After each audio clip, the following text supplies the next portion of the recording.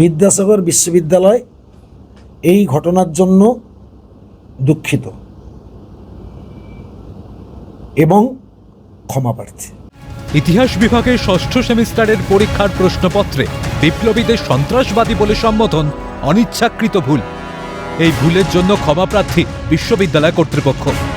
বিতর্ক বাড়তেই বৃহস্পতিবার সাংবাদিক সম্মেলন থেকে দুঃখ প্রকাশ বিদ্যাসাগর বিশ্ববিদ্যালয়ের উপাচার্য দীপক করের।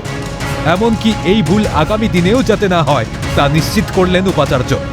জানালেন, প্রশ্নপত্রে ভুল ত্রুটি রুখতে আপাতত ইউজি বোর্ড অফ স্টাডিজের চেয়ারম্যান ও প্রশ্নপত্রের দায়িত্বপ্রাপ্ত সংশ্লিষ্ট ব্যক্তিকে দায়িত্ব থেকে সরানো হয়।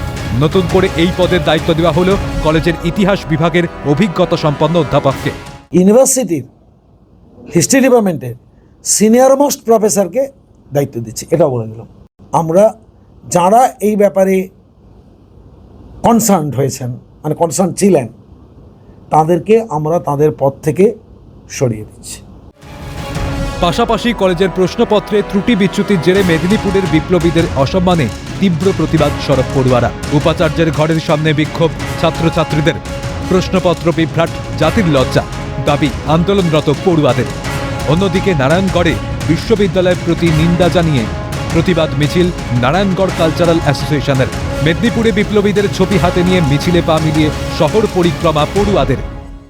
আমরা যাদেরকে আমাদের নিজেদের আইডিওলজি হিসেবে যাদেরকে আমরা ফলো করি, তাদেরকে যেভাবে সন্ত্রাসবাদী আখ্যা দিয়ে দেওয়া হচ্ছে, এটা আমরা মেনে নিতে পারছি না।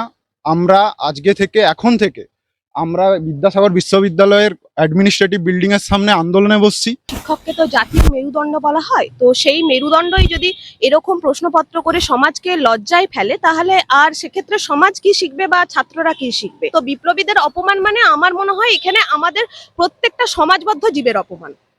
আর আপনারা জানবেন হয়তো খোঁজ নিয়ে, যিনারা এই মডারেশনে ছিলেন প্রশ্নপত্রের, ওনাদের রিক্রুটমেন্ট হয় বাম আমলে।